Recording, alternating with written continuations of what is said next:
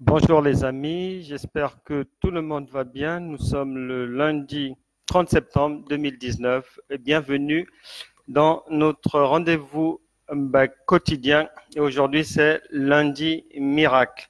Vous pouvez entrer et je vous attends pour rentrer dans notre sujet du jour. Alors, qui est là? Qui est à la porte? La porte est ouverte. Sad Cyril, bonjour, que Dieu te bénisse. Soleil Ethnica, bonjour, que Dieu te bénisse vraiment. Bonjour Nathalie, sois bénie. On se verra bientôt, mais j'espère que tout le monde va bien là-bas. Bonjour à tous ceux qui vont nous rejoindre. J'espère que le week-end s'est bien passé pour tout le monde et que avec le Seigneur, on a de quoi bien commencer la semaine et puis l'achever aussi en présence du Saint-Esprit. Alors, les autres vont nous rejoindre. Vous pouvez entrer, les Marie-Jo, tout le monde, vous êtes les bienvenus et on reviendra sur les salutations à la fin de notre sujet du jour qui est donc la suite de ce qu'on a commencé dernièrement avec l'aide du Saint-Esprit, intitulé La véritable relation de couple. Parce que je ne vais pas vous apprendre quelque chose en disant que l'une des choses les plus compliquées, l'un des projets, bonjour Alino, mais l'un des projets les plus vraiment sensibles à mettre sur pied, vu que c'est un projet de vie et pas avec n'importe qui. L'un de ces projets sensibles concerne la vie de couple. Et dernièrement, on avait notre texte de base qu'on va reprendre aujourd'hui. On ne change pas les bonnes manières ni les bonnes paroles. Cantique des Cantiques, chapitre 10, chapitre 4, verset 10. Et je sais que Alino doit avoir sa Bible ouverte, donc il va nous faire la lecture et je vais l'accompagner dans cette lecture. Le Cantique des Cantiques, chapitre 4, verset 10. Que de charme dans ton amour, ma sœur, ma fiancée, comme ton amour vaut mieux que le vin, et combien tes parfums sont plus suaves que tous les aromates. Voilà donc notre texte de base qui plante le décor de ce que doit être de véritables sentiments, mais amoureux, mais nécessaires pour bâtir un foyer solide, nécessaires pour aller loin avec l'autre dans la vie. Et on avait déjà dit un certain nombre de choses, j'en reprendrai une seule, c'est que le chrétien ne choisit pas son conjoint comme les incroyants le font. Donc nous, on a un mode opératoire que Dieu nous a indiqué. Et donc j'ai déjà eu l'occasion de citer un certain nombre de soupapes de sécurité, je disais, qui nous permettent de ne pas nous louper dans le choix à faire pour le conjoint. Et aujourd'hui, donc, on va poursuivre en disant que en tant qu'enfant de Dieu, on doit aussi avoir à l'esprit que notre manière de rechercher et notre trouvaille sera différente que celle des païens, parce que si on s'en tient à la manière de faire de Dieu, de Genèse à l'Apocalypse, la Bible nous apprend que mais le Seigneur ne donne pas tout au départ à quelqu'un, non. Il commence par donner une partie de quelque chose et après, c'est l'exercice de la chose, c'est la vie de couple, le partage, la communication, la bonne entente, les loisirs en commun et les projets, etc., etc., en ce qui concerne le mariage, qui viendront ajouter au puzzle les autres pièces manquantes. Donc, quelqu'un qui met sa foi en Dieu pour l'aider à trouver un conjoint de manière à ne pas faire un mauvais choix, de manière à ne pas devoir sortir de cette voie-là, sortir de ce foyer, de manière à ne pas se retrouver pour les femmes battues dans ce foyer ou pour les hommes battus aussi, ça arrive dans ce foyer. On doit prendre en compte le fait que si par exemple un homme cherche une femme, bon, il sera, ce n'est pas de la manière de faire de Dieu que dans les prétentions que la personne peut avoir, que le Seigneur puisse lui donner satisfaction sur toute la ligne. On va pas quand même tout apporter à quelqu'un comme si c'était un bébé, un enfant. Non, il y a des choses qui seront à découvrir au fur et à mesure de la route, à trouver, à faire croître en nous, en l'autre, au fur et à mesure du cheminement. Donc, lorsqu'on cherche un conjoint, si un homme cherche une femme qui est belle, qui sait faire à manger, qui est polie, soumise, qui aime les enfants, qui sait conduire une voiture, qui sait se tenir devant les gens, qui a les bonnes manières, qui a ceci, qui a cela, qui a l'instruction qu'il faut, etc., etc., et sait faire le marché, et sait faire les bouillons, et sait faire les sauces multiples, ceci, cela. Donc, bref, s'il y a 30 critères et de sélection, 30 critères mis sur la table et présentés au Seigneur, mais vraiment, la manière de faire de Dieu, c'est de ne pas répondre à toute la feuille présentée par une personne. C'est trop facile. Il emmènera une personne, mais l'essentiel de ce qu'il y aura sur cette feuille, c'est la vie en communauté qui apportera cela. Donc, à nous d'avoir cela à l'esprit. Et si une femme cherche un homme qu'elle désire et demande à Dieu, un homme qui est grand, un homme qui est musclé, un homme qui sait faire l'amour, un homme qui sait la respecter, un homme à moitié soumis, un homme qui sait aller faire les courses aussi. Je crois que la barque est déjà suffisamment chargée. Dieu donnera le principal et le reste, ça sera à vous aussi, à la femme aussi, d'œuvrer dans son foyer afin que ceux qui manquent viennent.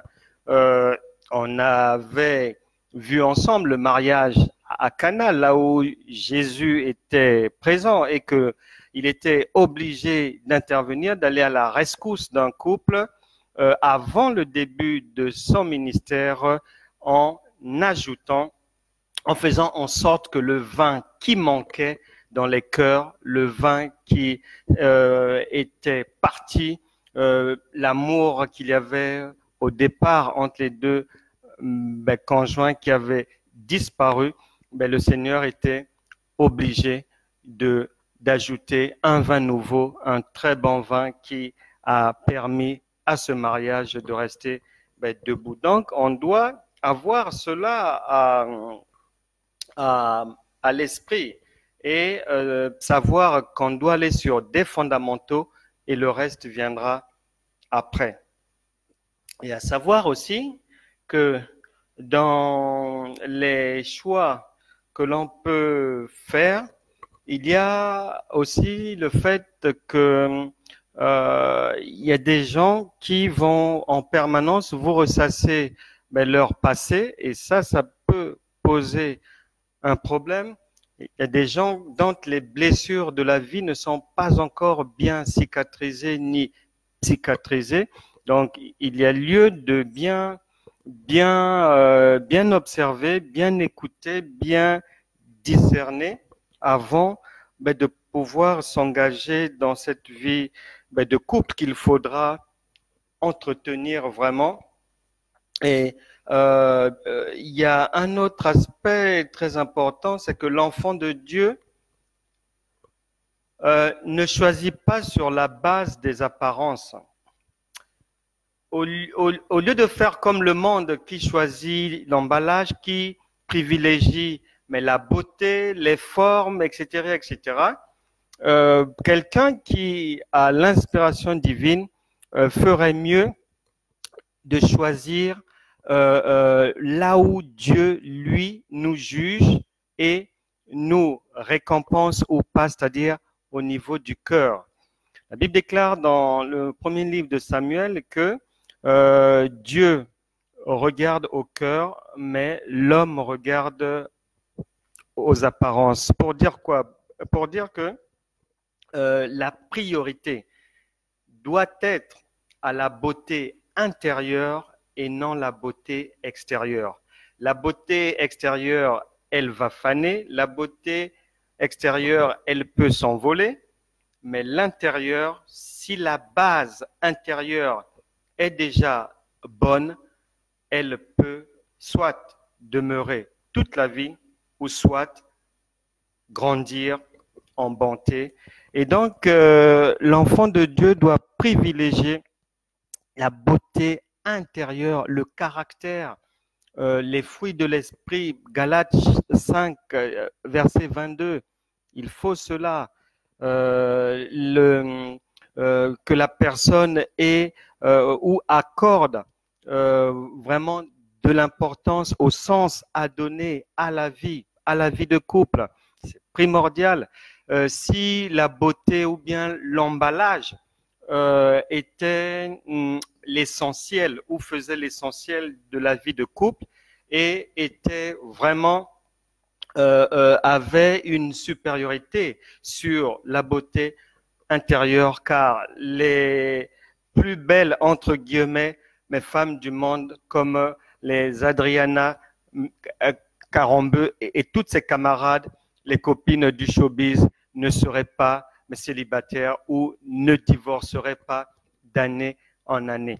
Donc, pour dire que le regard du croyant, du chrétien averti, qui discerne bien, doit être à l'intérieur et non à l'extérieur, parce que les mascaras, mèches et compagnie, tout ça là, le temps peut cramer ça, mais la beauté intérieure, elle demeure, et c'est là où se trouve la foi. Un autre aspect à ne pas négliger dans cette marche vers la vie de couple ou bien dans l'entretien de son couple, c'est-à-dire qu'il y a des gens qui ont du mal à oublier certaines séquences de leur passé. Il faudra faire attention, mesdames. Il faudra voir, surtout les femmes commettent souvent cette erreur-là d'avoir encore à l'esprit mais des séquences passées et il n'est pas bien, il est contradictoire, paradoxal d'ailleurs pour une femme qui dans sa tête pense encore à des séquences de 1995 alors que ça fait 5 ans qu'elle prie, qu'elle demande à Dieu de lui envoyer un mari. Le Seigneur aura du mal, le Saint-Esprit aura du mal quand même ou attendra parce que ces flashs-là, ces idées-là doivent d'abord partir de l'esprit de la personne, de son cœur, avant que le vin nouveau ne puisse arriver. Donc, il y a lieu de veiller à cela. Et puis, nous avons quand même eu des témoignages de couples qui ont volé en éclats, tout simplement parce que au lit, mais la femme, au lieu de sortir, au lieu d'encourager son conjoint, son mari, avait sorti le nom d'un ex, alors que dans la vie réelle, il n'y avait plus de contact, mais les flashs étaient encore là, ces idées-là étaient encore là, il y avait encore des prénoms non effacés, donc il faut demander au Saint-Esprit de vous aider, mais vraiment à effacer les séquences du passé qui peuvent porter préjudice si vous n'avez pas soit une bonne maîtrise de soi ou si vous ne veillez pas vraiment à cela. Mais le Saint-Esprit est là pour vous aider, pour que ces choses-là ne vous arrivent pas. Et je connais un couple, j'ai déjà eu l'occasion, je crois, dans une prédication un jour, mais de parler d'eux. Angèle Wanga et son mari qui vivent en Suisse, à Lausanne, qui sont devenus des serviteurs de Dieu. Ce couple a un témoignage merveilleux parce que ils avaient déjà environ 25 ans de mariage et le vin est venu à manquer dans leur foyer et le couple s'est disloqué à moitié parce que le monsieur est parti travailler ailleurs et lorsque il s'est retrouvé éloigné de sa famille, il a mis une femme enceinte là-bas et ils ont eu un enfant, mais lorsque quelques temps après, le Seigneur avait fait son œuvre, lorsqu'il est devenu enfant de Dieu, réellement né de nouveau, rempli du Saint-Esprit, rempli de la parole de Dieu, le Seigneur avait fait une chose merveilleuse. Il avait demandé à Dieu d'effacer tout son passé, toute sa souillure, et le Seigneur avait fait une œuvre parfaite parce que il avait même oublié, il ne se souvenait plus du prénom de la dame avec laquelle il avait eu à faire un enfant lorsqu'il trompait sa femme. Et pour dire, donc, vous aussi, vous pouvez demander le secours de Dieu pour qu'il puisse nettoyer avec le sang de Jésus vos neurones, vos méninges et tout ce qui peut vous empêcher d'effacer un passé problématique. À savoir aussi que dans la relation de couple véritable, c'est un problème lorsque l'un des conjoints c'est un schéma vraiment à éviter parce que en général, ce n'est pas la volonté de Dieu lorsque l'un des conjoints, pour X raisons ou pour des raisons professionnelles, s'éloigne du domicile conjugal. La Bible dit très bien que nous conseille de ne pas, que les conjoints ne puissent pas s'éloigner l'un de l'autre. C'est mentionné en 1 Corinthiens chapitre 7, verset 5. Et bien souvent, ces choses-là conduisent à la rupture. Ces choses-là mettent la distance. Et ces choses-là aussi, mais la distance est un élément vraiment est une terre fertile à la tentation. Donc, alors que Dieu nous dit de ne pas tenter le diable et de fuir ces choses-là.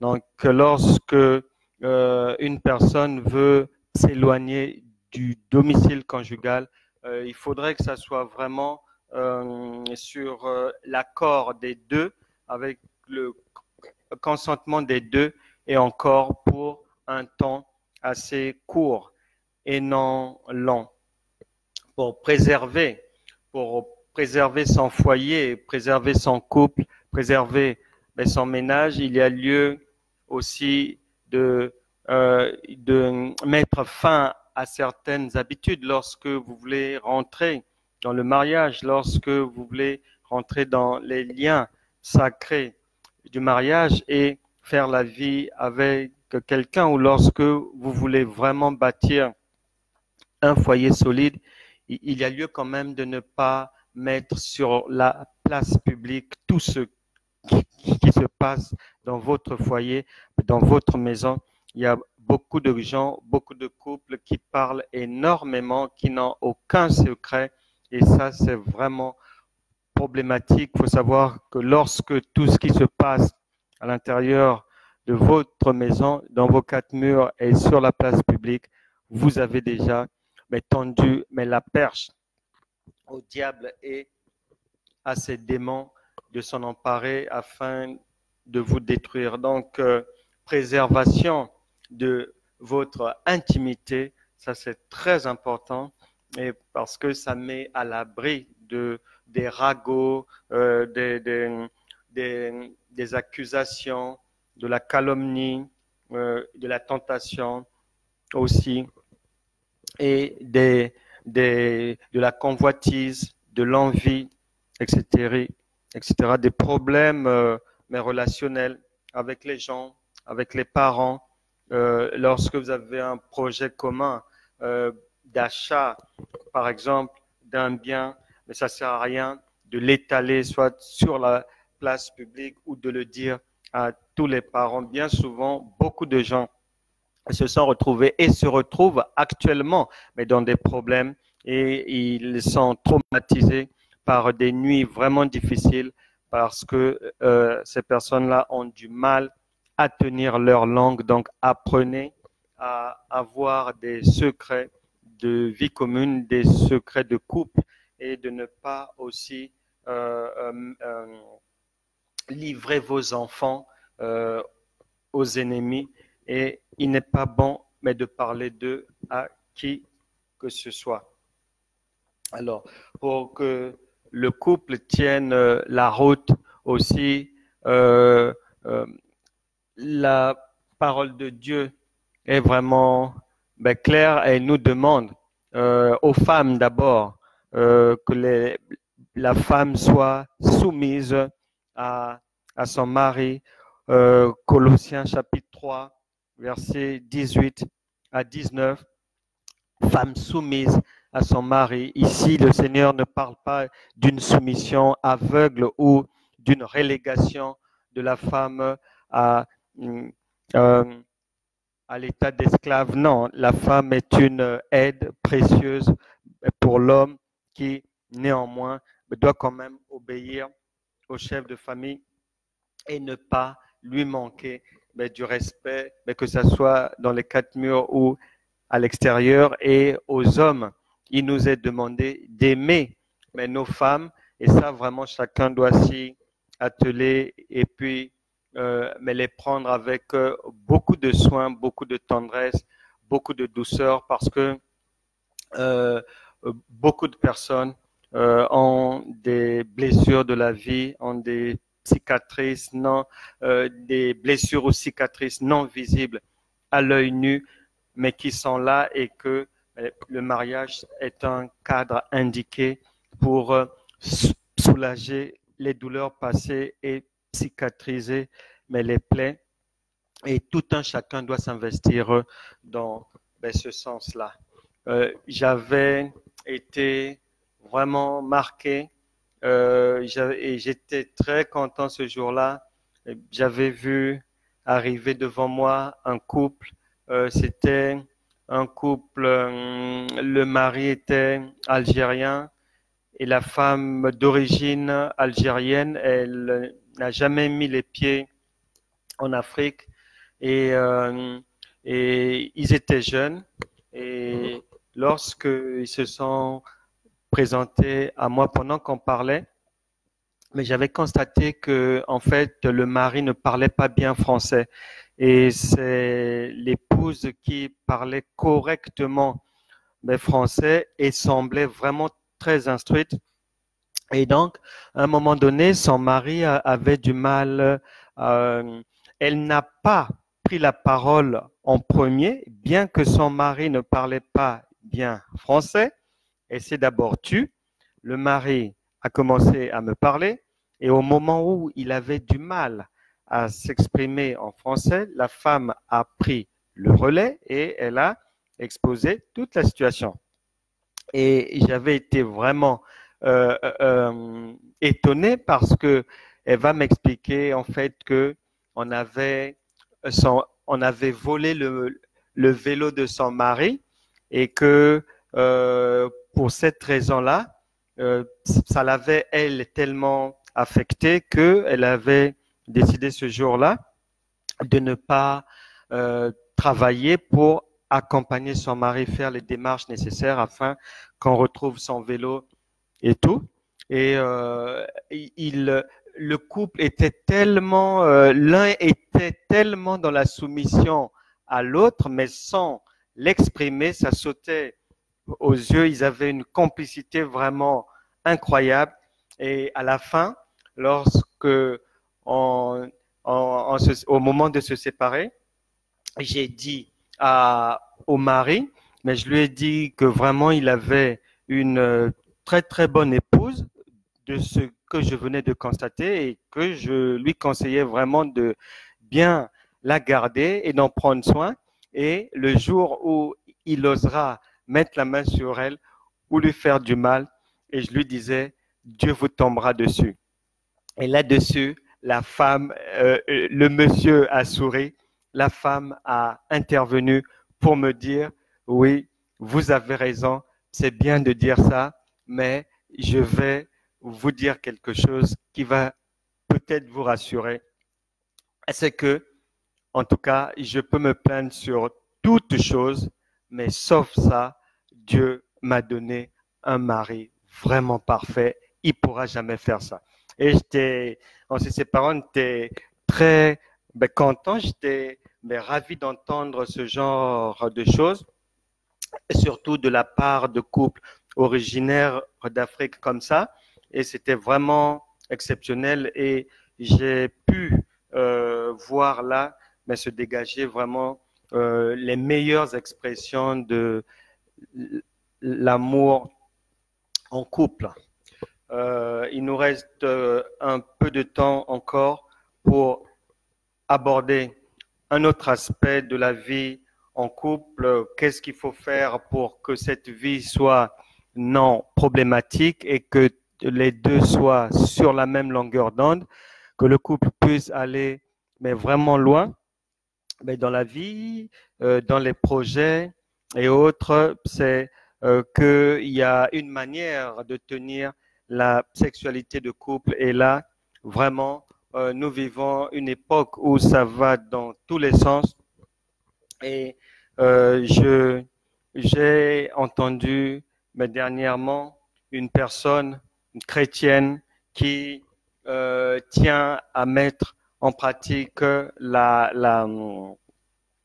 parole de Dieu et qui me faisait remarquer, on échangeait comme ça, elle me faisait remarquer et elle me posait en même temps la question, ce que j'avais à dire dessus. Elle m'expliquait que elle concevait l'amour comme un tout, donc aimant l'autre, aimant son mari, de la même manière qu'il lui arrive d'embrasser son bébé sur la fesse, sur la joue, sur le corps.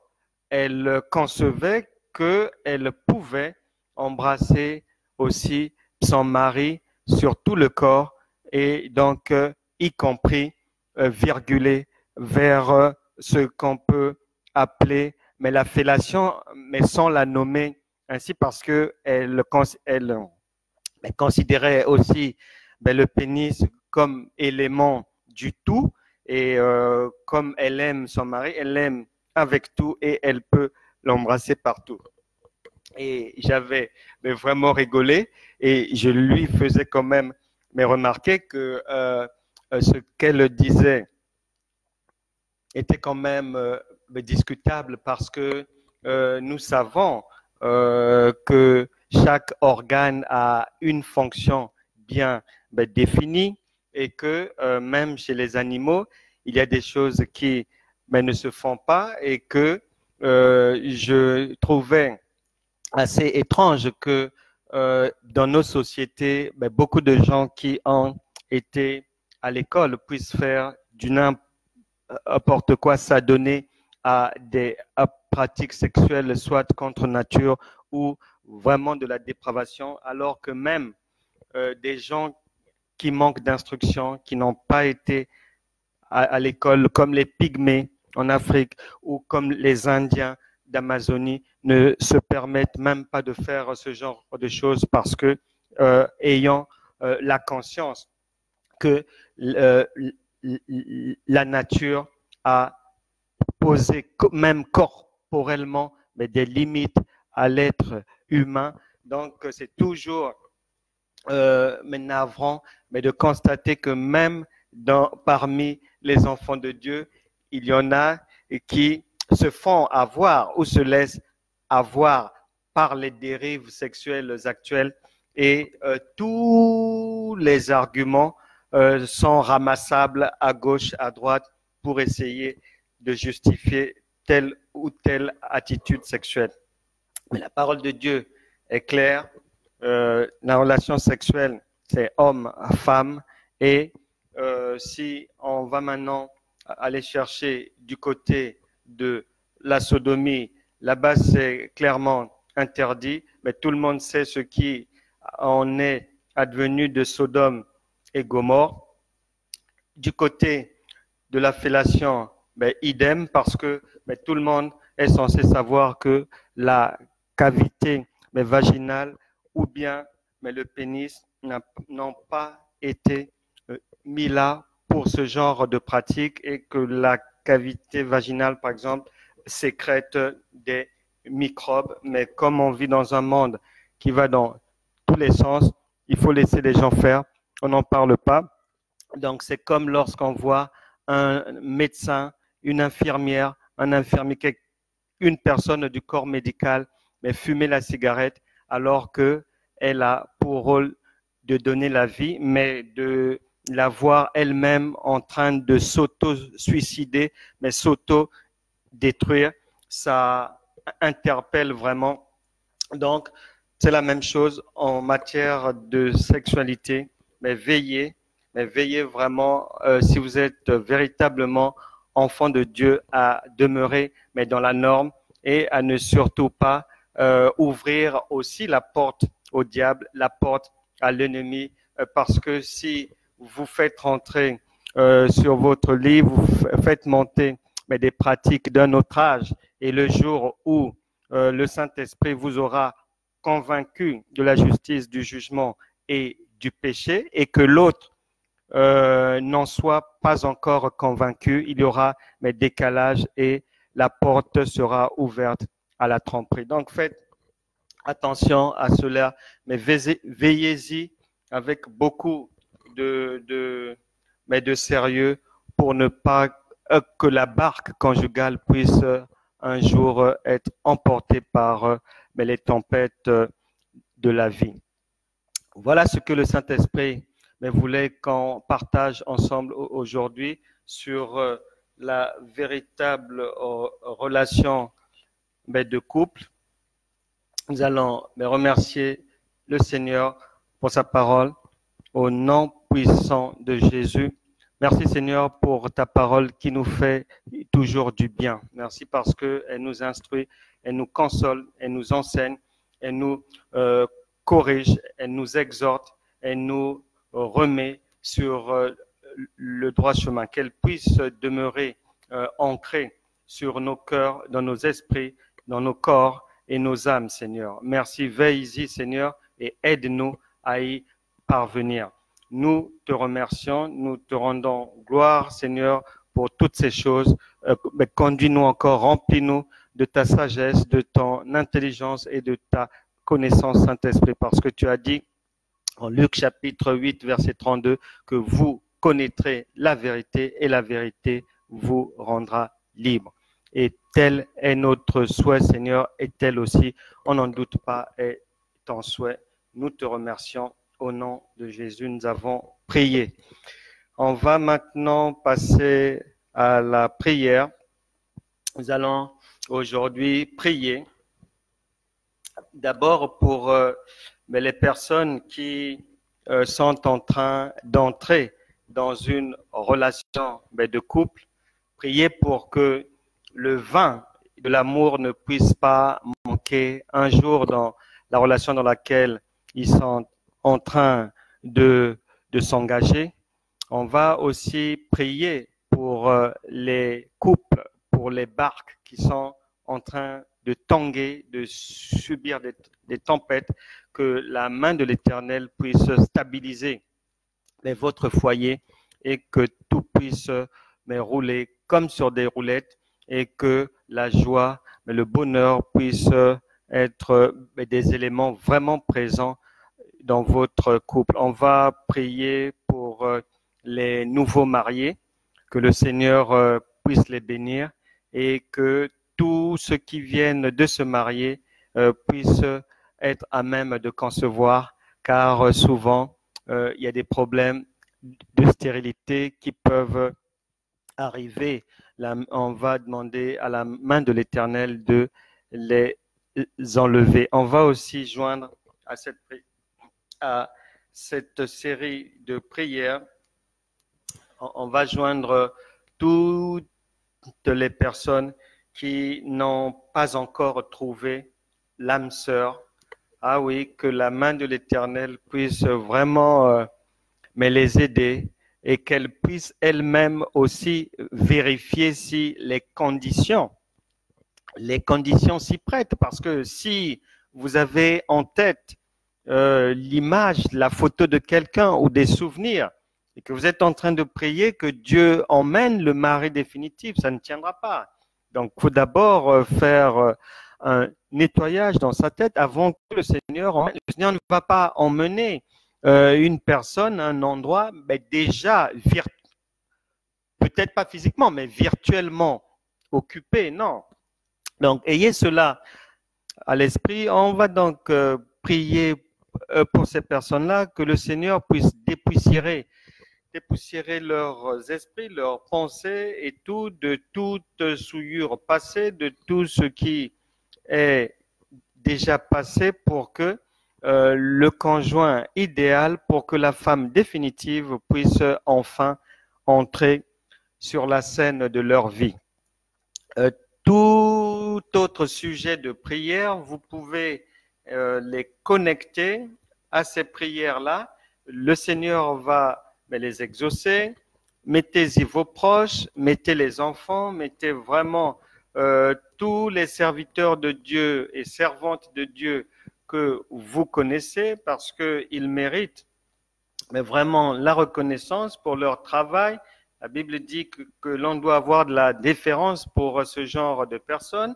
Je joins dans cette série de prières Patricia Mormorato, Nathalie Adibolo, je joins Lucia Socio, je joins Didier Dumont, que le Seigneur puisse vraiment vous fortifier, que l'œuvre de l'Éternel puisse prospérer entre vos mains et que l'énergie ne vous manque jamais. Donc, vous êtes dans cette série de prières, priant, et je joins aussi à cette série de prières la sœur Absetou de Châtillon sur Seine.